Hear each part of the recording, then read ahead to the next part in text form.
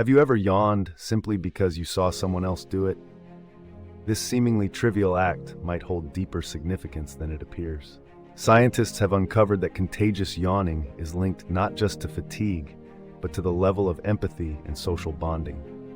Beyond humans, yawning spreads like wildfire among chimpanzees, dogs, and even some birds, revealing its pervasive nature across species.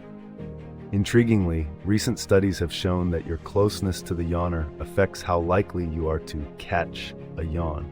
This bizarre yet fascinating discovery highlights the intricate connections between our social interactions and biological behaviors, inviting us to explore the real power behind this universal human and animal trait.